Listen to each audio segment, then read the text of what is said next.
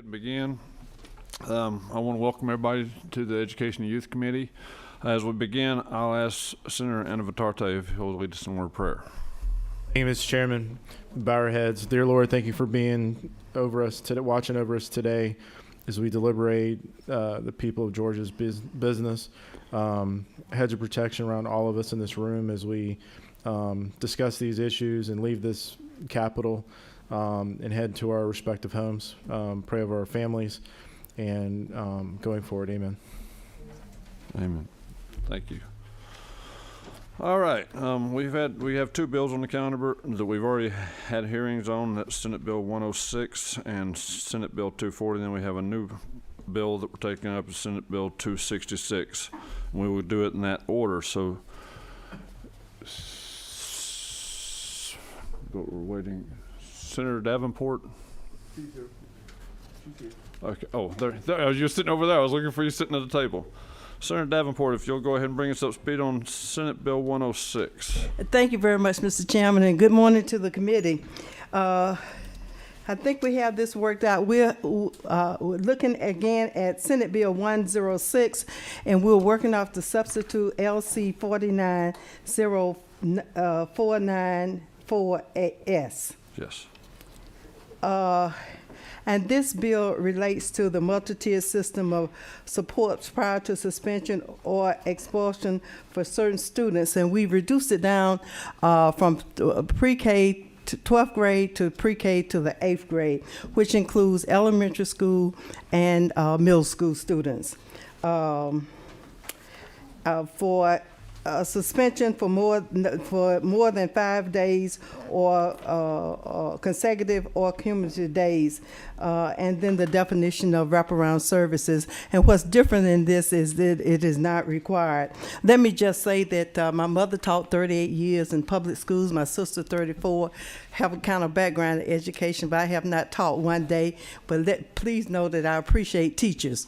I might do a workshop on Black history or College Bound where I work with students, but please know that we're not trying to put an added burden on principals and teachers. On this, now 5 wraparound services means services provided to students and in some instances their families, which provide academic, social, or behavior support for students. It shall provide appropriate referrals for such support and services at the discretion of the school system or school officials. Let me say that we talked to the Department of Education, and then I talked with Mr. Robert Costley. I think he was here the other day for the Georgia Association of Leaders.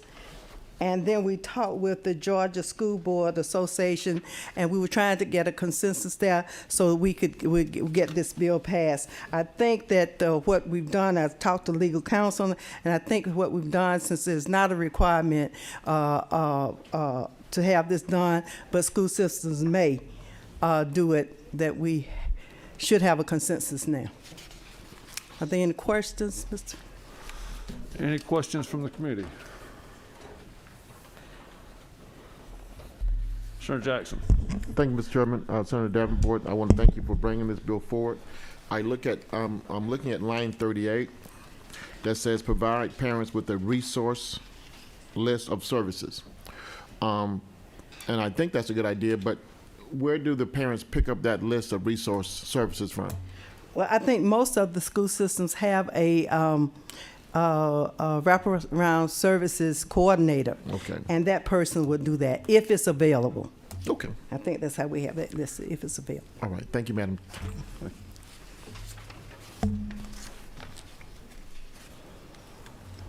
Senator Dolezal.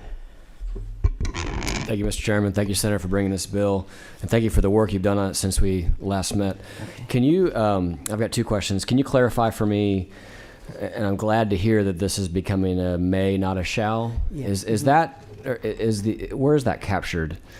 Is that in lines 48 and 49, and that local school systems or schools shall make a multi-tier systems of support such as, and the such as is where the latitude comes in for the local districts? It is. I'm wondering and looking at lines 31 through, well, it's basically section B, 31 through 34.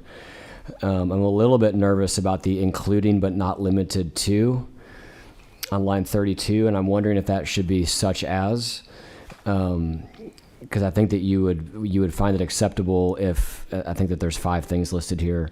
If a system provided 4 but not 5, and the including I think implies that they have to include all of them. So I may, at the appropriate time, make a motion to replace including but not limited to with such as. Would that be amenable to you? Yes. All right, we have a motion. Yes, we'll hold the motion for a second. Senator Tippins. If I may, I'd like to follow up on Senator Dolezal's question about the may or shall. I don't see the language of may. If you clarify exactly where that is.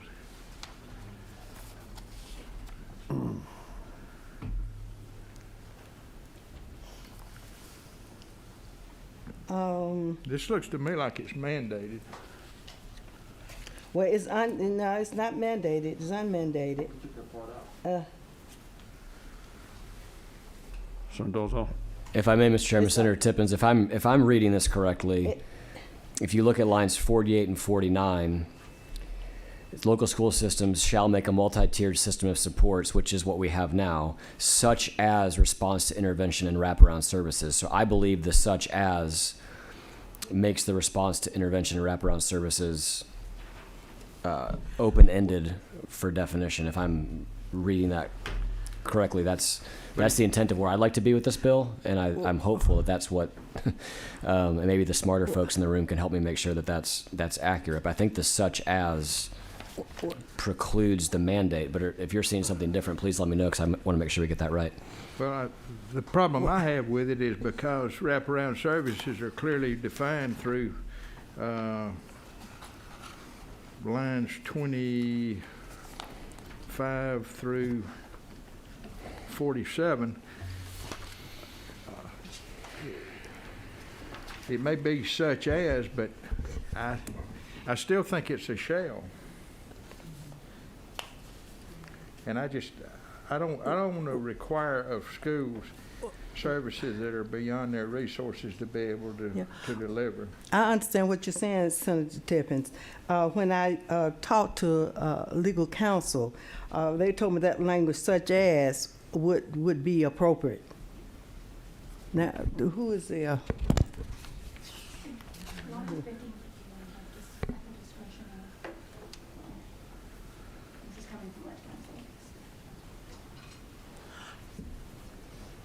Yeah, lines 50 and 51. That's the portion I read earlier, at the discretion of school system or school officials.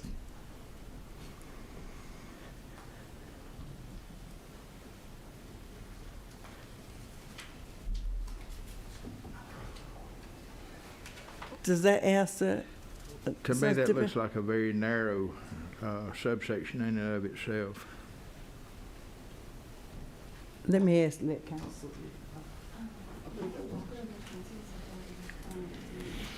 I think, Senator Tippins, to your point, I'm sorry. no, you're good. I think the legal counsel, Attorney Walker, is available by phone. I think there's a lot of the may language there, Mr. Chairman, but then it's provided, however, that no student in public school, public preschool through 8th grade shall be expelled from school for more than 5 consecutive cumulative days during the school year without first receiving a multi-tiered system of support, such as. And so I think that there's the shall, then the such as. So it certainly is confusing what kind of a burden we might be placing. Could you send me that number?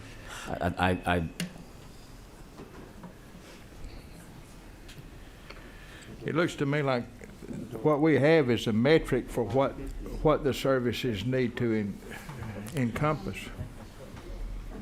Well, it shall provide for at the discretion. Okay, legal counsel has just said we can amend it to shall from may to shall. And they said that would take care of it. And where that, are they suggesting where we change that? On line 48.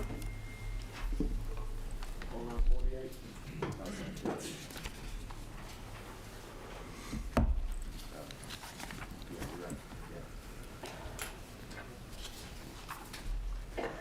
On line 48? Mhm. Line 48. We'd like to change may to shall. I mean, No. shall to may. Okay. Is that all right with this Parker? Yes. That's, yeah, I'd sorry. like to make that a friendly amendment, Mr. Chair.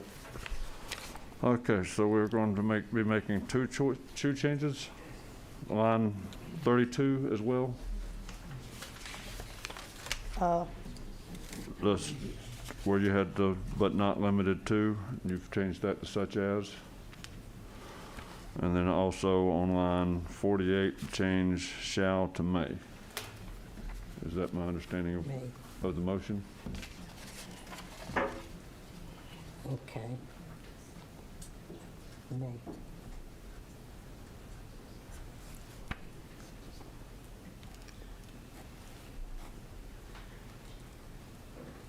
I'll second that if you're waiting for a second. Well, I was talking to the,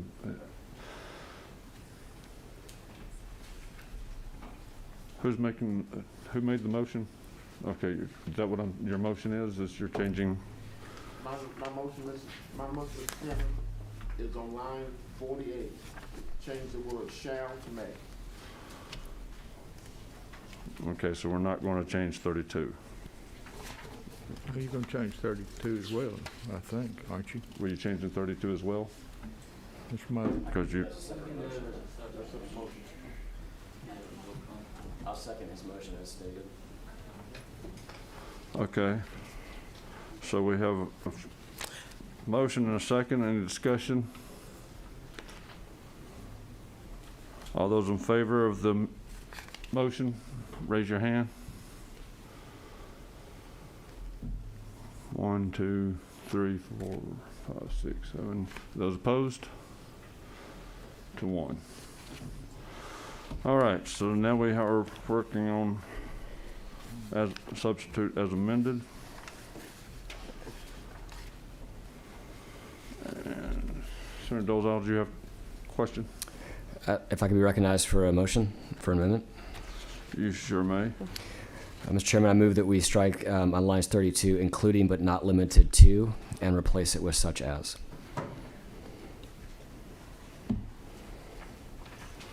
So I have a motion to change line 32 to, but not limited to, changing that to such as. Do I have a second? Second. I have a second, Senator Tippins. All those in favor of that change? Any discussion? All those in favor of that change, raise your hand, please. 1, 2, 3, 4, 5, 6, 7, 8, 9. Any opposed? Passes unanimous. Welcome back. All right, now we're working substitute 106, Senate Bill 106 as amended. Yes, sir. Mr. Chairman, I recommend do pass on Senate Bill on substitute to Senate Bill 106, LC 490494S, As amended. as amended. I have a motion and a second.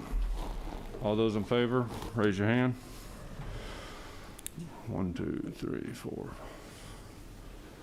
Opposed? 1 opposed.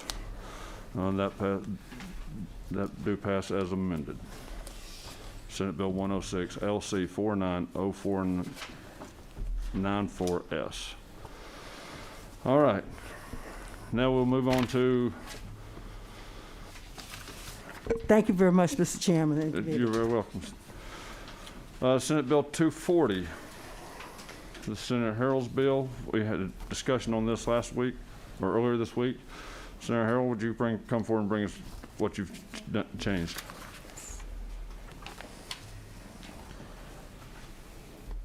Thank you, Mr. Chairman. Members of the committee, I bring before you Senate Bill 240.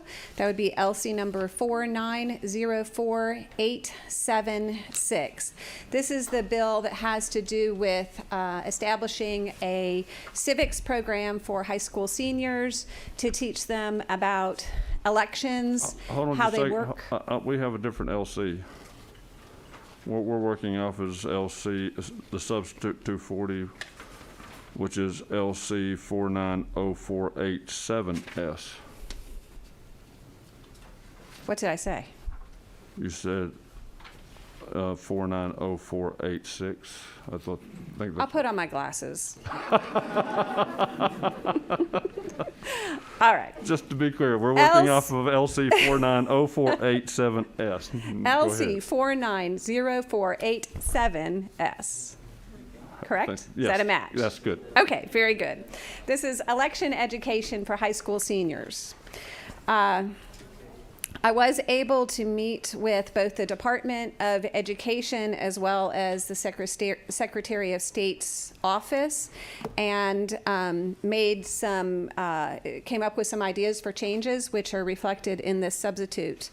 The main concern was that even though it was written as a may for local boards of education, that if lots and lots of local boards of education decided to implement this at the same time, it could become a burden. So I talked with the Secretary of State, and sure enough, she said when they did the demonstrations of the machines for the General Assembly, they found out it was a fair amount of work because of moving the machines and the security and everything. So I said, what if we tried it as a pilot program? Two local boards of education that would implement this with the requirement of machines, one in an urban area and one in a rural area, so that we could kind of see how it goes, get some practice, and then come back and reevaluate based on those two pilot programs. So the machine requirement under this substitute is only for 2 school systems, and then the other school systems could implement an educational program, but it would be their choice as to whether the machines were part of the program or not.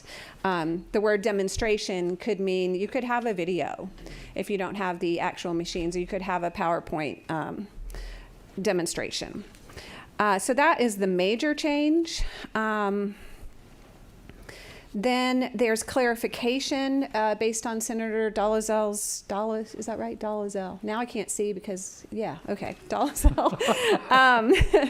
About that it would still remain an option even if the Department of Education comes up with a curriculum, and I need to address that too. But even if they come up with a curriculum or standards, that it would still be, there would be flexibility for the local boards to come up with their own curriculum. Curriculum is traditionally in the responsibility of local boards to control. So lines 43 through 47 clarify that language in that it says local boards of education shall not be required to adopt all or part of the curriculum content and teacher training provided by the Department of Education.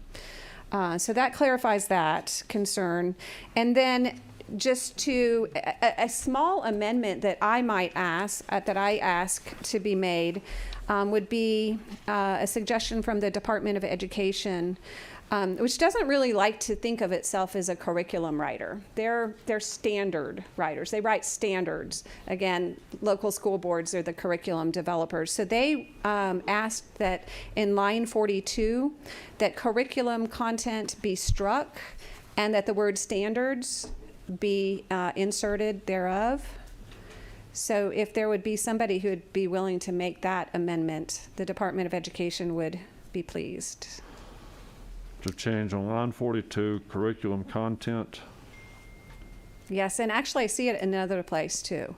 Wait, local boards shall not be required to adopt all or part of the curriculum content. Yeah, that could stay there because that's talking about local boards.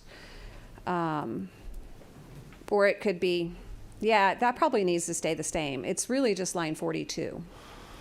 And change it to what again? Standards. Standards.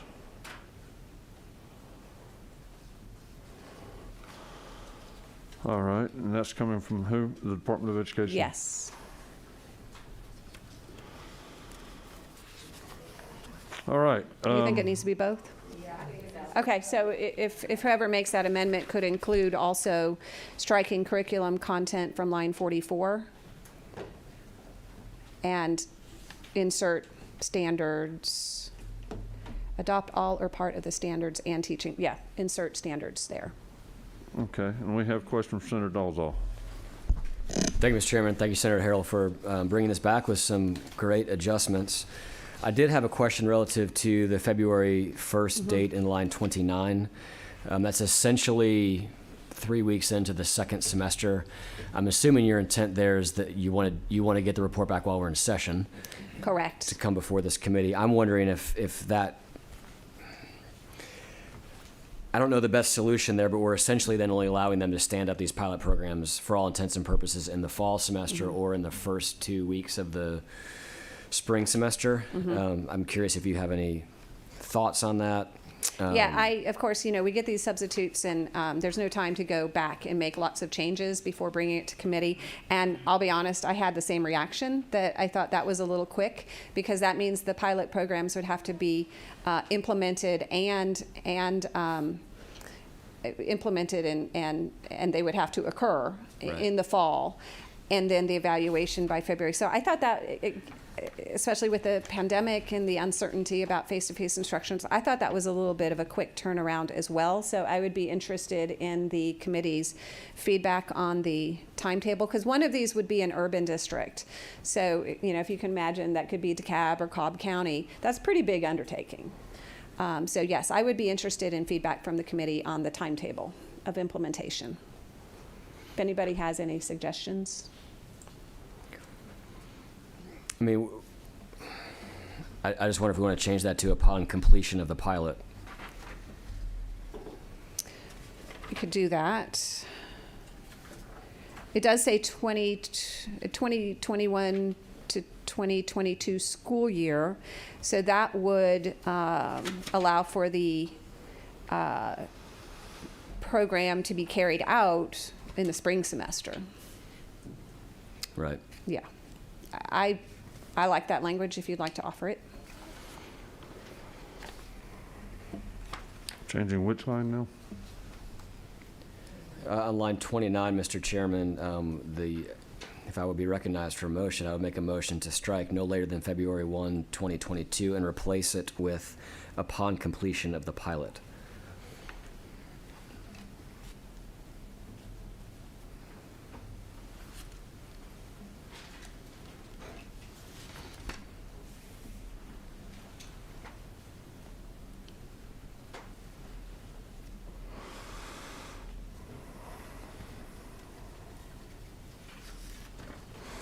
All right, I have, you're making that in the form of a motion, and also the motion to change curriculum content to standards in both two locations? I'd be happy to add that to my motion, Mr. Chairman. Okay, I have a motion and a second. The motion as it stands right now is to change line 29, where it says no later than February 1st, 2022 to upon completion of the pilot. Is that correct? Yes. And then also to change line 42, where it says curriculum content, to change that to standards, and also on 44, changing curriculum content to standards.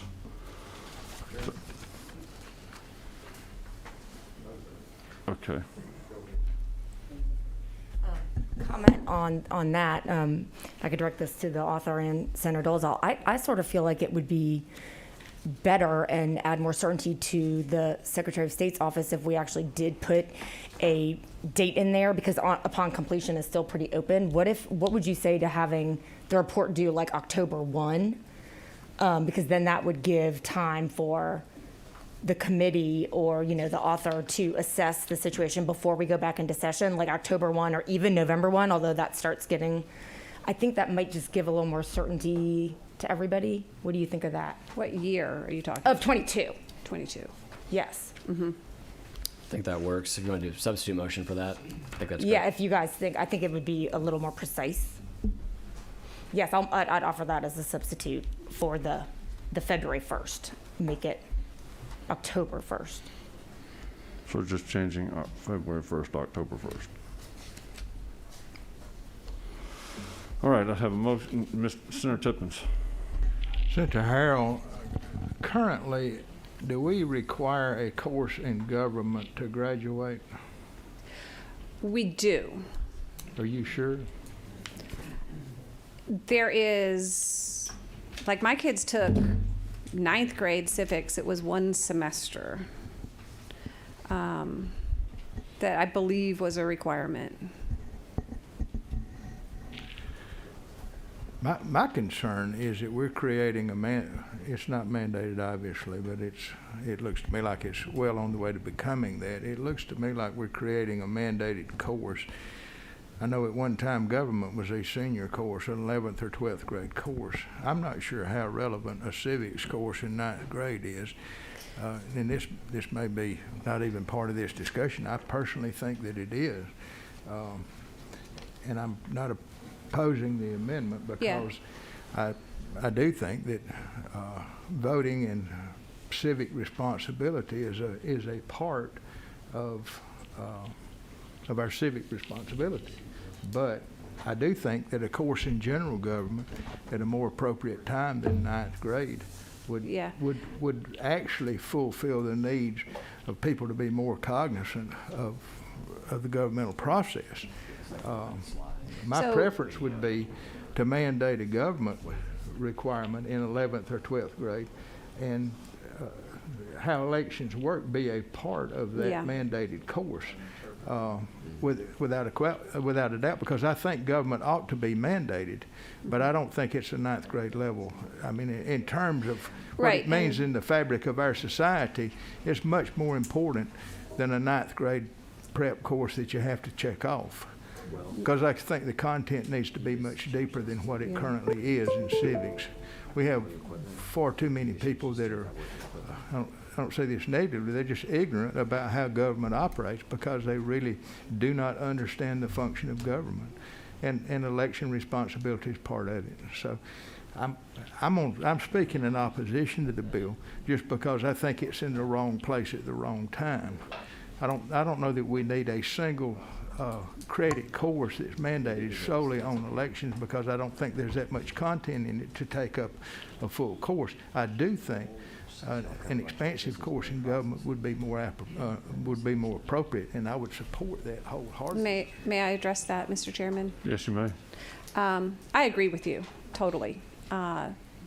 Our high school juniors and seniors do need a government class, and I believe, Mr. Chairman, you have a commission you've established to look at that, right? Civics education in general? Yes. Is that right? So hopefully that will move forward. This is designated in the bill that it would be for 11th or 12th graders, so they wouldn't be able to do it in 9th grade. It also says that they can do it as part of an already existing class. So if a young adult is taking AP economics, and that's meeting a social studies requirement, then it could be inserted as part of that class, and it's not a whole credit. It might be a day or two of discussion because it says it can be a part of another course. So my legislative intent is that it would just take a couple days, not be an entire course. If it could be a part of it, is there a need for legislation? Because we could local districts choose curriculum, and the state has standards. So right. So it is a may. It is an encouragement to include this as part of civics instruction, but the shall part is that the Secretary of State's office shall make the machines available for like a mock election in a couple of districts to see how that goes. It's my legislative intent that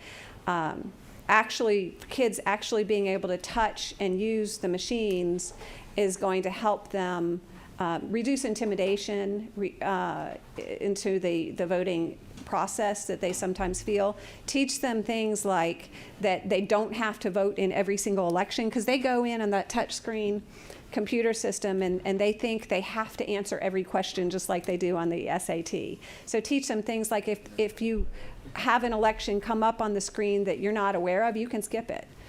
Just helpful information, just 1 or 2 days worth of class instruction. Senator Anavitarte. Thank you, Senator, for bringing us today. I can't believe I'm actually going to say this on maybe this issue, but I actually agree with Senator Tippins. Senator, are you familiar with Kids Voting USA? Oh, you're asking me? No. Kids Voting USA I used to be involved in it. It's a nonprofit that's been around probably for 20 years that actually does exactly what this bill sets out, but even kids at an elementary school age, they come into schools and educate kids on just the basics of how you vote, what does voting mean, the civics aspect of it. But I'm kind of a little bit where Senator Tippins is, just in terms of requiring a class per se, unless it is maybe a little bit more expansive. And I'm just speaking as somebody who I guess was in maybe 9th grade that took AP government or whatever it was back at Chamblee High School. And I know there were other organizations, and I would assume there's organizations today that touch on this or where it's allowable to come into schools and have this discussion. But And those organizations could be invited in to fulfill this requirement with kids who are very close to the age of being able to register and vote. Those very programs could be called in to do it. Do you think that needs to be mandated for them to come in and do it? Well, not those particular organizations, but I do think it could be a graduation requirement that a couple of days of instruction be given on how to vote. But again, it's a may, except for the 2 pilot programs. Got it. Thank you. Senator Dolzal. Thank you. Senator, maybe I could crystallize this down from my own understanding to follow up on Senator Anavitarte, because now I'm second-guessing myself. Can local boards of education today, if they wanted to implement curriculum similar to what you have outlined here, without any Yes. intervention from the state, can the local boards of education require that as a condition of graduation? I don't think so. So is your main intent here to allow them to require it as a condition of They could opt to. graduation, whereas they could not without this legislation? Correct. Okay. Thank you. All right, and I have no one signed up to speak. Senator Brass. Thank you, Mr. Chairman. Senator, were you just saying that a third party could come in and help run the pilot program? Did I hear that right? Because an organization like Senator Anavitarte said. Yeah, I'm just thinking of the outside the pilot program scenarios. I suppose they could if they worked with the Secretary of State and the other partners. Okay, because I've got, number one, a concern about that, but two, I don't know that this legislation would allow that the way it's written. Okay. Because it specifically says the Secretary of State, working in collaboration with the Department of Ed, local boards of education, and local election officials shall pilot the program. I don't know that there's an ability for a third party, nor do I think there should be, but I just wanted to, I thought I heard you say that you could. I mean, it seems like the Secretary of State, if they chose, could subcontract with an organization, and that would still be the Secretary of State. But I hadn't really thought about it. If anybody else has any input, this is the first time I'm thinking about that scenario. I could see where that could be a little bit of an issue, based on if you have a partisan, which we have, partisan Secretary of State, if they wanted to allow, say, a conservative group to come in and run these, or I could see it on the flip side, I could see where it could be a problem moving forward to where I think this is a great idea. I really do. I would not like to see it become partisan. Where it could become an issue, I would like to make sure that there's all loopholes are tied up to where it could not become partisan. Mm-hmm. That's my only thought. Okay. if you have any, it would be very upsetting if it became partisan. So if you have any ideas about that, if the bill moves forward, I would definitely want to dialogue with you about that. Yeah, I'll work with you on that. That's fine. Thank you. Senator Invertarte. They're my way. Senator Jackson. Mr. Chairman, at the appropriate time, I would like to make a motion do pass. Okay, we've still got an amendment. He's made a motion to amend.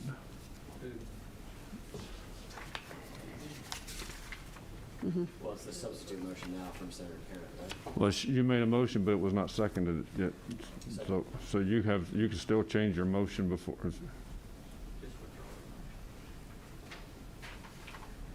Mr. Chairman, I'll withdraw my motion, and we can restate a new motion. Striking February 1, 2022 on line 29, replacing with October 1, 2022 on line 29, and striking curriculum content on lines 42 and 44 and replacing with standards.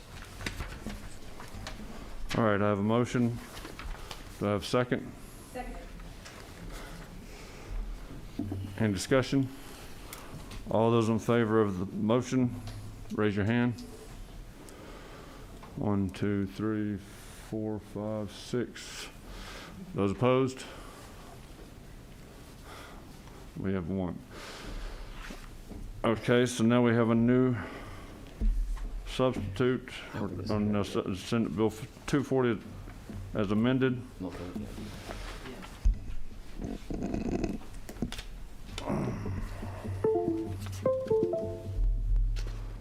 All those in favor of Senate Bill 240 LC 49047S as amended, raise your hand.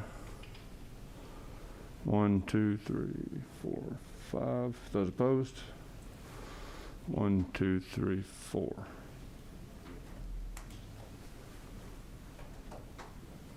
It was 5 to 4, correct? Sir, that's 5 to 4. 5 to 4 passes. Do what? So it passes 5 to 4. Thank you, Mr. Chairman, members of the committee. Mr. Chairman. Yes. I think your count's off. There's only 8 members here. I am. Count 9. Chairman doesn't vote. Oh, chairman doesn't vote, okay. Okay, so I will vote in favor of the bill. So Thank it you, passes. Mr. Chairman. All right. Now moving on to Senate Bill 266. Senator Harbin, you may present your bill, please.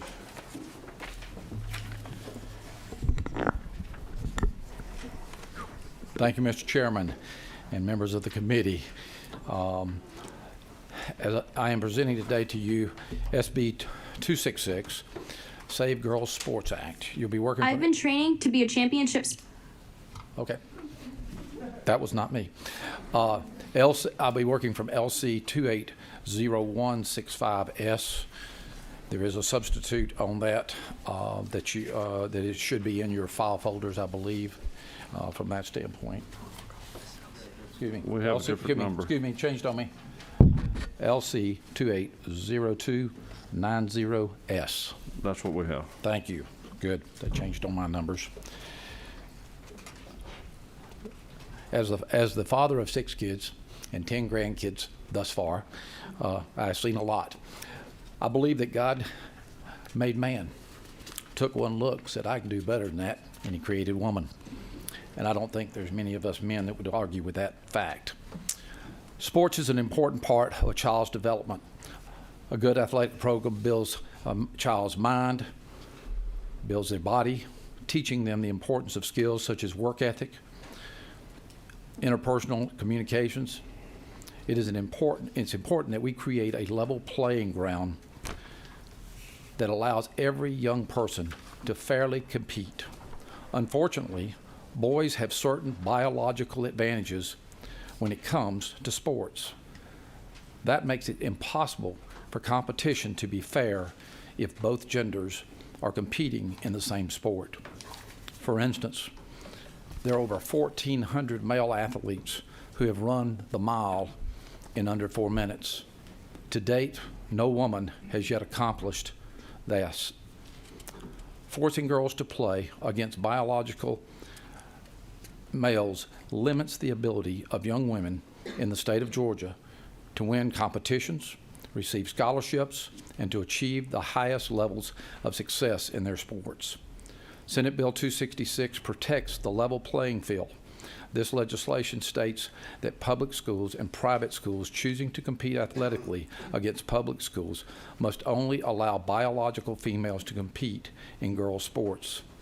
This will allow more young girls to achieve their dreams without worry that they may be competing against those who have insurmountable genetic advantages. Thank you, Mr. Chairman. I'm happy to answer any questions from the committee, but I first would like to show the video that we sent ahead and had approved, if they will do that for us. I've been training to be a championship sprinter since I was 8 years old. With the help of my parents, my coaches, and my teammates, I did it. We do not have a video. Do not have video. There it is. There it is.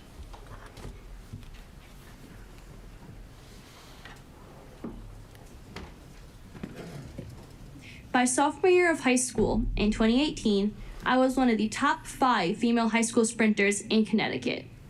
But then, one day, I wasn't. At the state championships that year, 2 people passed me, passed all of us girls, literally. They finished first and second in... If you're trying to lose belly fat, stop doing cardio. This sounds backwards, right? Well, believe it or not, it's... in our races, dominating the field. Were they more motivated? Did they train harder? I don't think so. But they did have an edge, a big one we couldn't match. They were biological boys who said they were transgender girls. Do you think that's fair? Males competing against females? Before you make up your mind, let me tell you a bit about what it took for me to become a top female sprinter. It meant training with my team every day after school for at least 2 hours, working to shave fractions of a second off of my time in the 100 and 200 meter dash. It meant not hanging out after school or going out with friends on the weekends. It meant getting up early every Saturday morning and competing all day at a meet. It meant not indulging in any of the things that might cost me my dream. And here's the thing about the 2 biological males that took the top 2 girls' medals in the state of Connecticut. Their times were not even good enough to qualify them to compete in the state championships on the boys' team. Let me say that again in case you missed it. Their times were not good enough to qualify them for the boys' state championships. But 2 years in a row, they won first and second place competing against the girls. All in all, these 2 biological males won 15 women's state championship titles. Some in the media have accused me of being a sore loser. They tell me to run harder.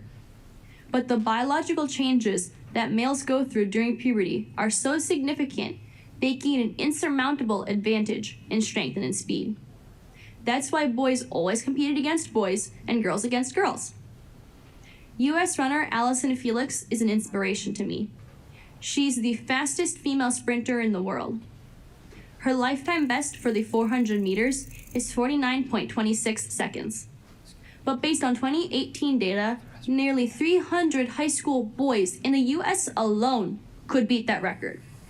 What we are talking about then is not just boys taking women's trophies, though they are. And we aren't talking about biological boys taking women's athletic scholarships, though they'll do that too. When biological boys are allowed to compete against girls in sports like track, where the differences in performance are so great, we are talking about girls getting shut out, never getting the chance to win or even compete at all.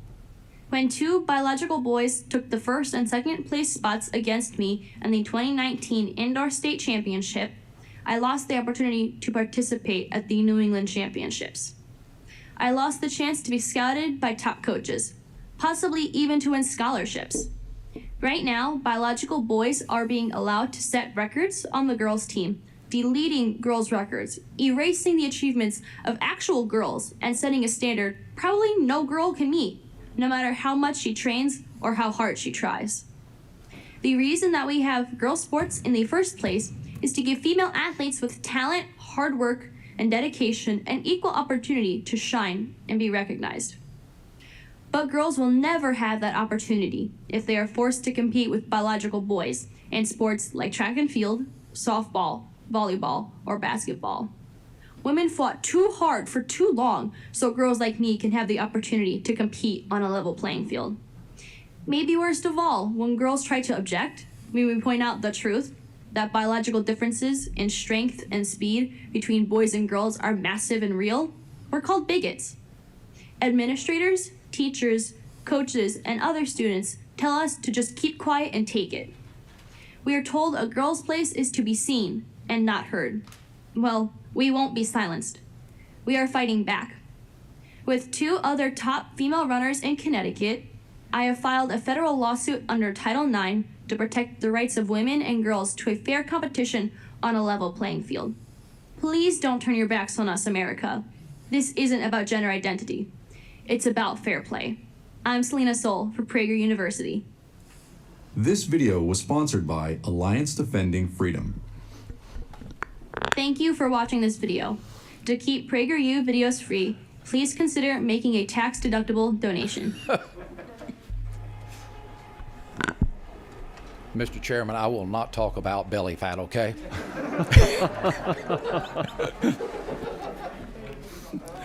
I also have with me Matt Sharp with Alliance Defending Freedom, and he's with me to handle any of the legal issues because he is an attorney that has worked on that. So I wanted to let you know that from a standpoint of questions that may be asked, and go from there. So I appreciate the opportunity to present to you, sir. All right, do we have any questions of the committee? Number 8. Is that me, Mr. Chairman? Yes, that's you. Okay, great. Okay. Thank you, Senator. And thank you, Mr. Chairman. First, a point of clarification. It's not clear to me from your testimony in the video, is the concern transgender girls and women, or is it that a male who lives as a male could sort of unfairly claim to be female to run the race? Correct. It only applies to women's sports, and it goes by your biological sex at birth, that a transgender could not participate in a women's sport. Okay, so you're talking about transgender people, not people who are like deciding when they, they're male at school, but then when they go to be on the track team, they're like, oh, I want to be female. I mean, it is what they were born at birth that would determine. Well, okay, well, a follow up on that. I don't think there are a somewhat small but significant number of individuals where it's something like 1 or 2% of the population whereby gender assigned at birth is not clear. How would your bill handle that? It is my understanding, and I may have to ask legal counsel for this, that when someone is born on their birth certificate, there is a gender chosen, I believe, between male and female. I don't think there's an undecided there, to my knowledge. Well, we would need to get a little clarity on that because that's not necessarily my understanding as it relates to You want to address that, Matt? biological sex or gender assigned at birth. And we might need to talk to like an OB about that, actually. That might be a more appropriate person to deal with. Okay, we can hear from this gentleman. I have another question. Thank you, Mr. Chairman and members of the committee. So to answer a couple of those, so on one, the first question you brought up, so this bill treats all biological males the same, regardless of how they identify. So if you have a biological male that identifies as a male, one that identifies as a female, or one that identifies as non-binary, they're all treated the same in that they can't compete on female teams, but continue to be allowed to compete on male teams and co-ed teams. So this would apply equally. And in fact, the case law that supports all this dealt with some males in Arizona that were wanting to compete on a female volleyball team. And the court there said, no, you can actually reserve female teams for biological females. So they're all treated the same regardless. To your second question about individuals, it's usually called born with a disorder of sexual development. So this would be where there's a chromosomal issue or something like that. They're protected under the Americans with Disabilities Act. And so schools are already required to provide accommodations to them consistent with that. And specifically in this bill, we acknowledge that the Americans with Disabilities Act would apply to any individuals born with a disorder of sexual development so that they would receive accommodation, everything required under an individualized educational plan and things like that as required under federal law. Thank you. Can I ask a follow-up on his first answer? Yes. Mr. Chairman? So thank you. On the first question that I asked, so this would treat anyone with a male gender assigned at birth as a male regardless of whether they had, for example, in the NCAA, if you've undergone transition to being female and taken hormones, et cetera, then you are then recognized as female because then you wouldn't have the same testosterone levels that make males generally faster or stronger than females. So those are two different things that doesn't seem to be accounted for in the legislation unless I've missed something. Sure, thank you for that question. It actually is. So to your point, the NCAA has a permissive policy. So what they say is that a female team doesn't become a co-ed team if a school makes the decision to allow a biological male to compete on the female team, as long as that male has been on testosterone suppression for at least a year and some other things.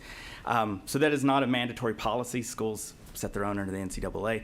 But to that point, there's actually been two recent studies that came out, one that was done by the Karolinska Institute out of Sweden and another one that was done by out of the Air Force and was looking at individuals that had been on testosterone suppression and looking at their athletic performance. And what they found is that the athletic performance does not diminish to an extent that it gets rid of the advantages that biological males still have over females. So they still have like a 9 to 10% advantage. And so these researchers looking at that were saying the policies of the NCAA or the IOC or these others still create an unlevel playing field for biological females because they allow males that still have those advantages that come through puberty and persist even after testosterone suppression. Okay, that gets my last question. How many girls in Georgia have been denied opportunity because of transgender athletes participating in sports? Yeah. So obviously there's not a lot of statistics on that, but I go back to the example in the video in Connecticut with Selena Soul. I'm talking about Georgia. I understand that, but with Connecticut, it was literally just a matter of weeks from a winter indoor track season to a spring outdoor track season that the two biological males began competing on female teams. So there are none in Georgia. And so it just takes a short period of time for women's sports to be decimated as a result of that. So there's none in Georgia? We don't have hard statistics on that, but it just shows we need to act to do this before girls lose out on opportunities, before the records are broken, before they lose out on a spot on the podium. So there are none in Georgia? Again, I don't have any hard data on that. All right, Senator Halpern. I have sons who are very involved in sports. And one of the things that's been so wonderful about sports for our family and for my children in particular is the things that they've learned from their involvement in it. Teamwork, leadership, discipline. And I am intrigued, and it's kind of a follow-up to Senator Parent's questions, because the focus so far in this conversation and in the video that we saw has been pretty strictly on competition. And so I am wondering, in fact, how pervasive is this issue? Even we just learned that there are no examples that we can point to in Georgia. It's my understanding that the people in Connecticut that were referenced on the video also did not receive scholarships. Is that what you realize to be true as well? I'm not sure about the Connecticut case unless Matt has information on it. Also, I'd mentioned this as a follow-up to the presentation, this applies to K through 12. It does not apply to our colleges. So it's K through 12 only as far as the bill and how it's set up to address that issue. Right, but we're talking about in the competition, if I may, I think that the concern is that scholarships to college are going to be given to people who are competing on the girls' teams. That's true. But we can't point to how pervasive of an issue this is or examples where that has happened in the things that we've discussed so far. Is that right? I believe you to be correct, but I would Thank also you. say this: we pass a lot of legislation in foresight of seeing things coming to us, and I think based upon what we're seeing, this is one I think we need to address and get ahead of the curve on that. Okay. Senator Jackson. Thank you, Mr. Chairman. Senator Harper, how you doing today, sir? Doing well, sir. Hey, let me ask you this: do you foresee this a problem in Georgia at the present time? Based upon what we see going on, I think it is one that we could get ahead of and we could deal with from that standpoint. I think from what we're seeing in Connecticut and seeing in other places, I think it's just wisdom that our girls don't have to deal with that issue and should not have to deal with that issue. And I see it as a protection for them, just like anything else. It's a protection for them. Do you have any idea how many college scholarships for women that have been lost because of transgender athletes? Are there any transgender athletes that receive college scholarships in Georgia or any other place in our great nation? Not to my knowledge, unless you have any. None? Yes. There are. In Georgia? In Georgia? Let's go. I'm sorry, I apologize. So there have been instances at the collegiate level. So there was C.C. Telfer, who had been competing as a male and began competing in female, I think it was hurdles, and very quickly rose to championship level at NCAA Division II. Received lots of accolades. We also saw instances of June Eastwood, and this was in the Big Sky Conference out west in Montana, that also dominated the women's mile and other competitions there. And so we're actually, in addition to the young ladies from Connecticut, representing some female athletes in Idaho that had lost out on opportunities there as well. Well, sir, can I ask, while you're here, Yes. can you give me some examples how many girls in Georgia that have been denied the opportunity to participate in high school sports because of transgender athletes?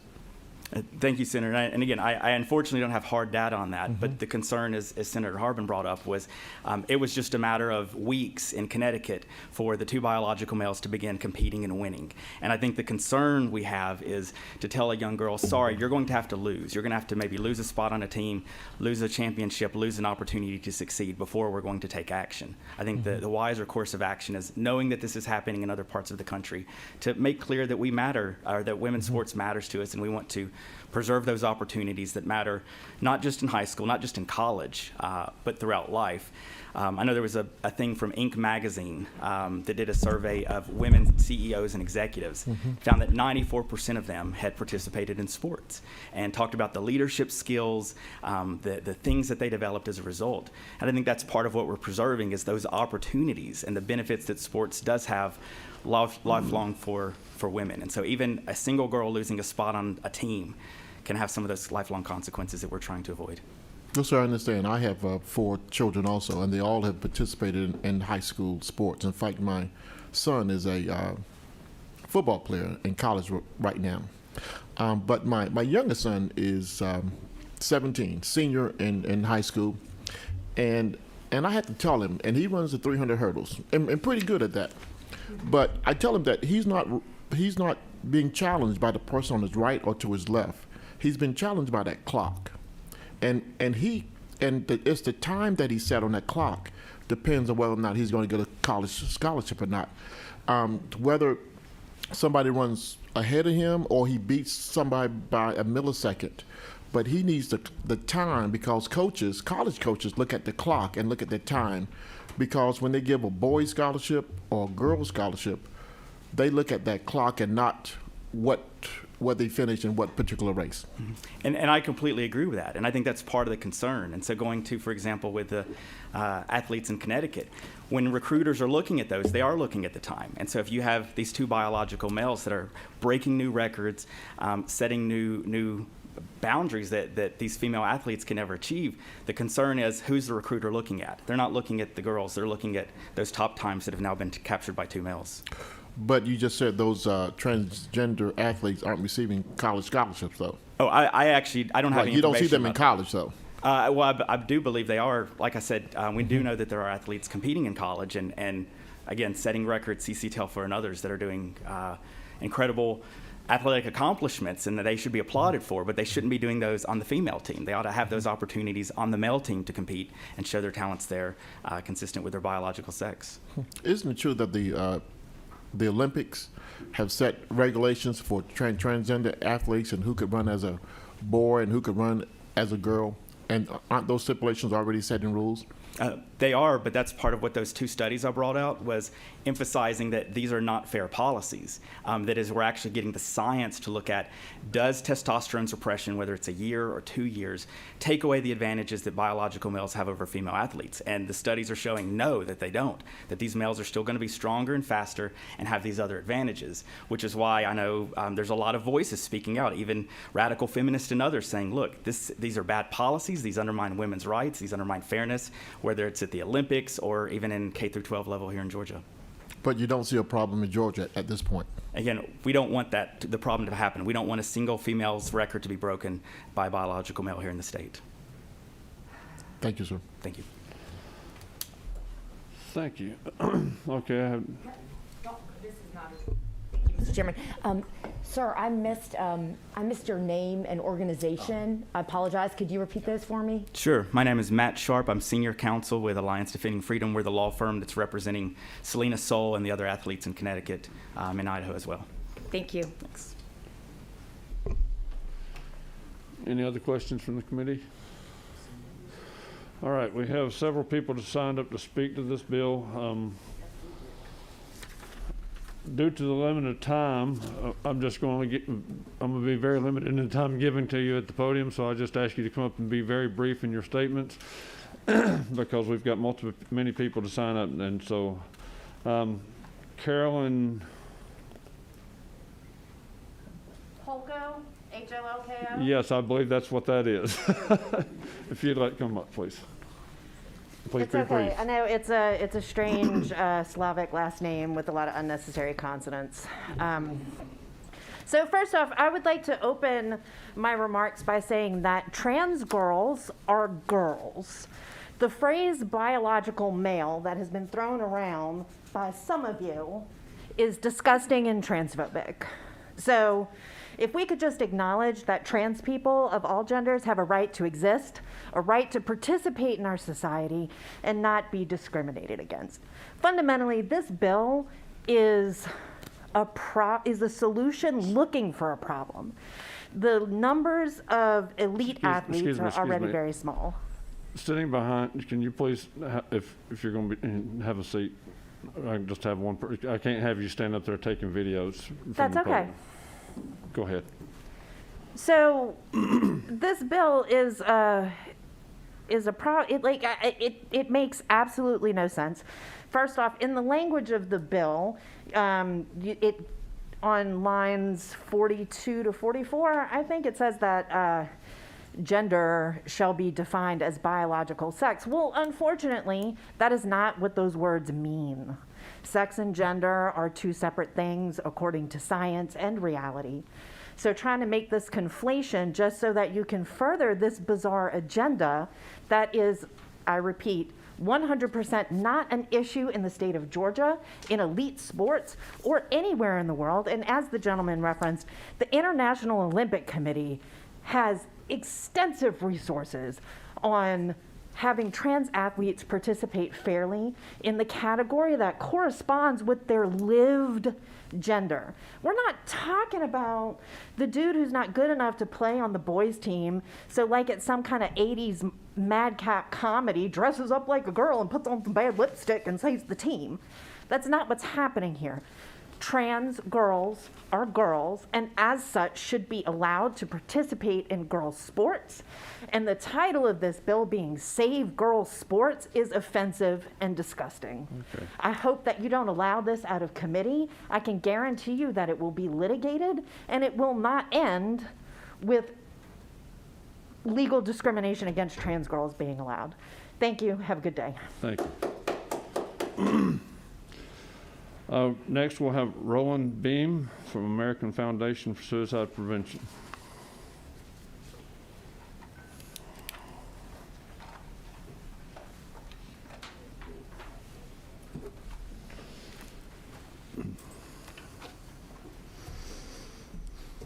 Thank you, Mr. Chairman and members of the committee. My name is Roland Boehm, and I volunteer and serve on the board of directors of the Georgia chapter of the American Foundation for Suicide Prevention.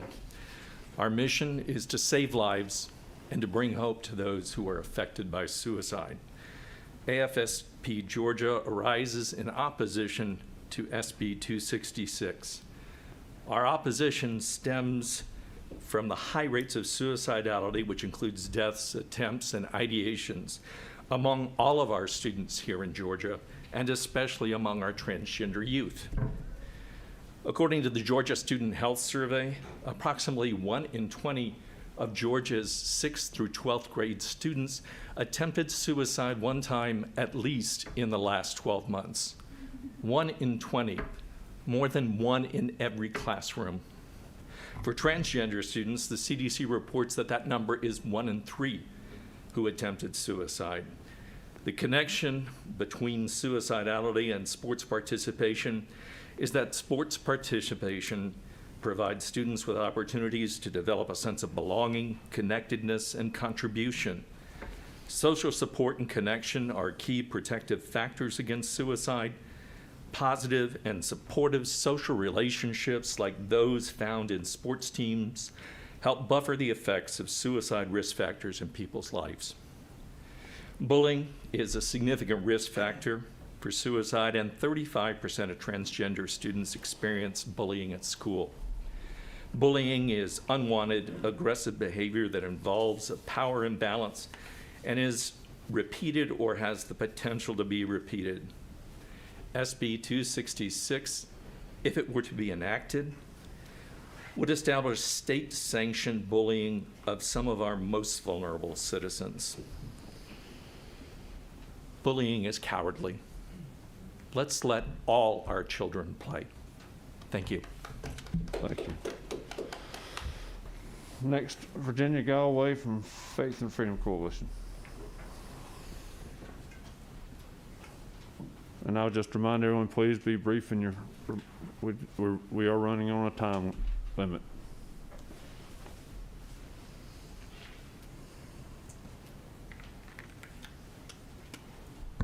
Thank you, Mr. Chairman. I'm Virginia Galloway with Faith and Freedom Coalition. We support this bill. As a chubby grandmama, you might not know that I did run track one time long ago. Was actually pretty good at it. Even though I was, and we paid close attention to our scores and our county track meets and that kind of thing, when we compared with the males, there was basically no comparison between our scores and their scores.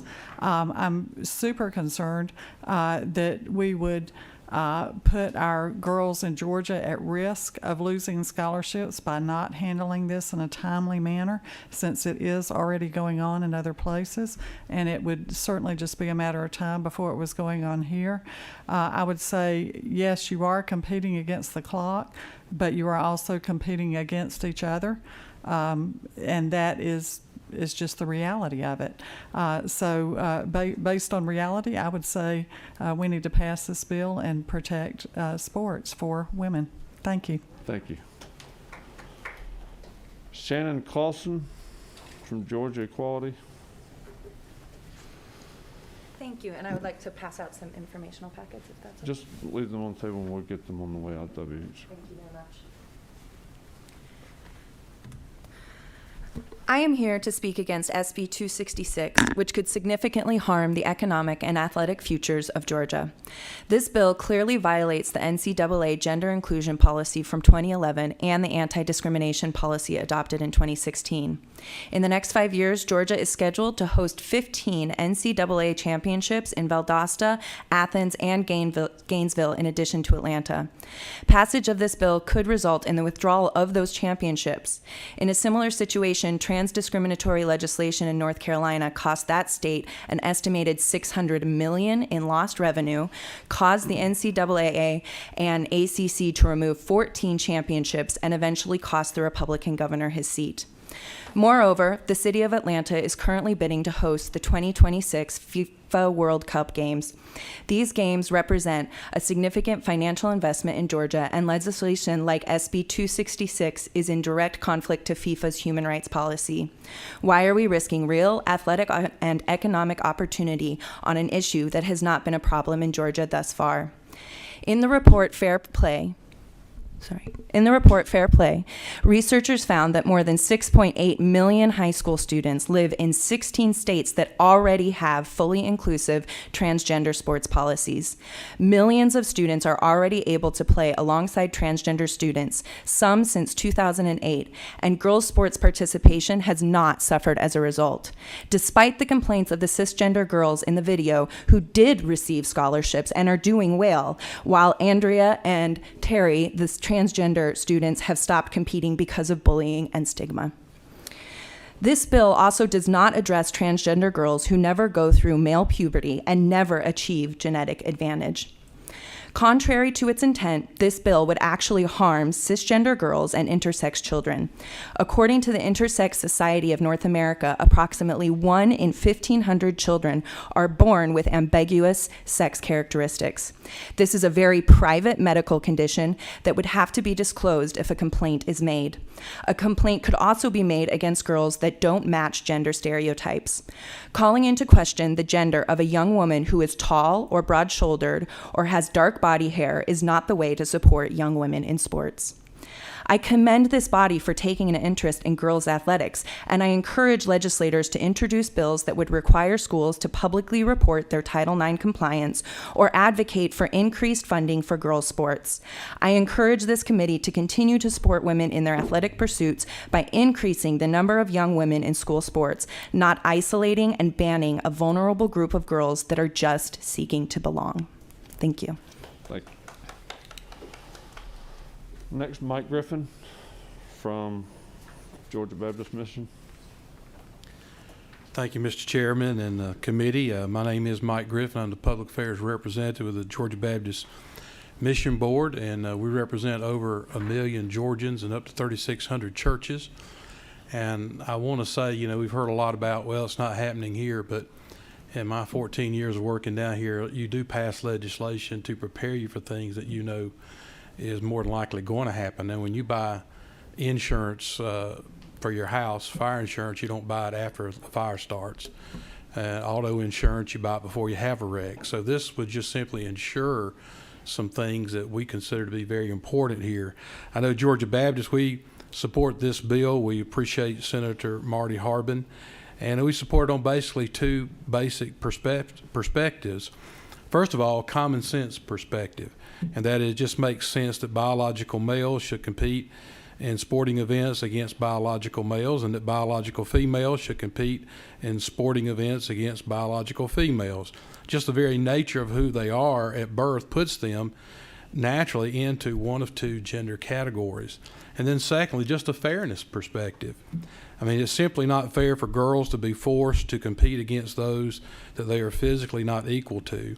It is a fact that men naturally have greater muscle mass, bone density, greater lung capacity, larger hearts than women. It's also not fair that girls be discriminated against by being denied college scholarships and recognition for holding sporting event records because biological males are allowed to compete against them. We deeply appreciate the committee's favorable support of this very important legislation. Thank you, Mr. Chairman.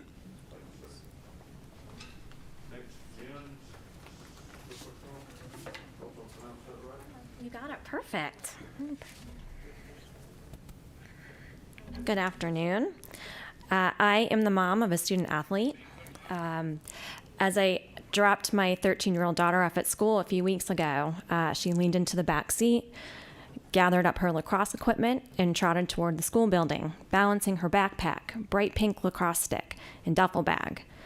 I sat and watched her for a few moments, marveling at her flowing strawberry hair, her little frame, her grace, her lightness.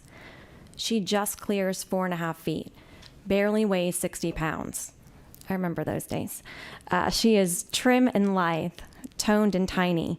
She has a peaches and cream complexion with thick, long eyelashes and small, delicate features. She struggled during the pandemic. Her access to friends and fresh air diminished, creating a vacuum of solitude. Hours spent behind her computer, completing schoolwork alone. The spring sports season brought a promise of normalcy, a glimmer of hope, an opportunity to socialize and exercise safely. This body seeks to take that away from her. Why? Because my daughter happens to be transgender. And there happens to be a lot of misunderstanding around what that really means.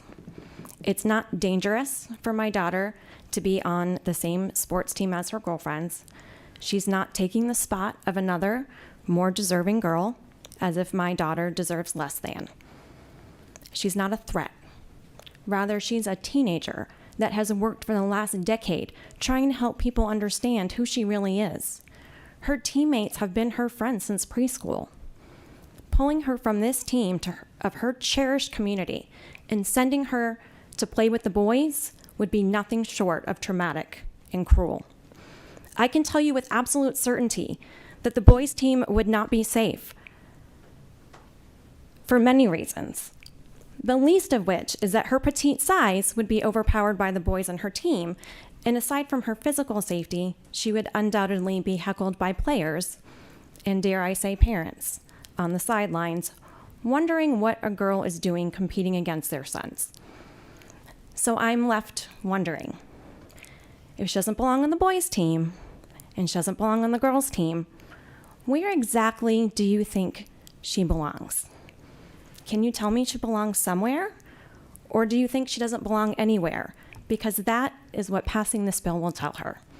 Thank you.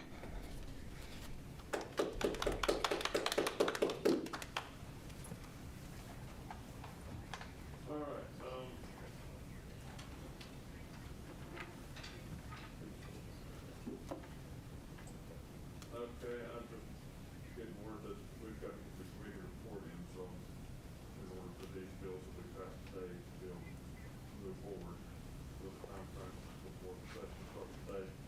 So I'm going to, is there any will of the committee to go ahead and move on this? Mr. Chairman, I'm going to do that. I have a motion to be passed. Second. I have a second. Substitute motion, Mr. Chairman. Second substitute. I recommend that this committee table Senate Bill 266. That's a substitute. I don't believe, Mr. Chairman, the substitute motion to be a motion to table. Mr. Chairman, I believe substitute motion to president. Substitute motion does take precedent. And then second on substitute. Those in favor of not taking action on this today as stated, raise your hand. 1, 2, 3, 4. Those in favor, or opposed, those opposed to the motion, raise your hand. 1, 2, 3, 4, and I'll correct that. Now we have to go back to the original motion. The motion on the table is to pass and have a second. All those in favor? Motion, Mr. Chairman, point of order. What's the point? I call for roll call, I call for roll call. Vote. A roll call vote? Yes, sir, Mr. Chairman. A motion for roll call vote. Second. I have a second. All those in favor of roll call vote, please raise your hand. 1, 2, 3, 4, 5, 6, 7, 8. It's unanimous. All right. We'll move forward with a roll call vote.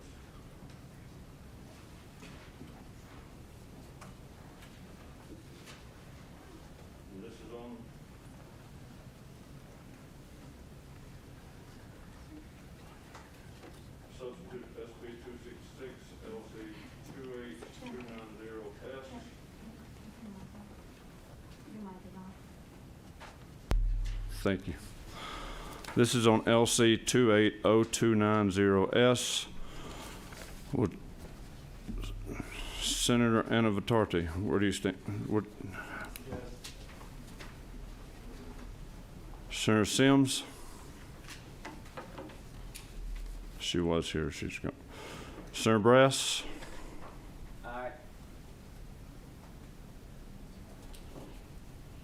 Senator Tippins? Aye.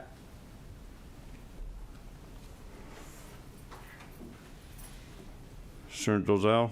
Aye. Senator Halpern?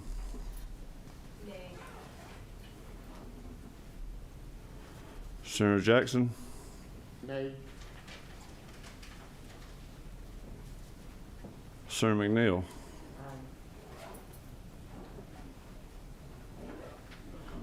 Senator Parent? Nay.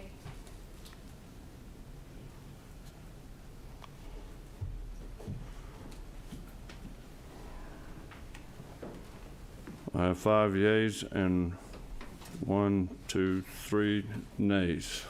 So the bill passes.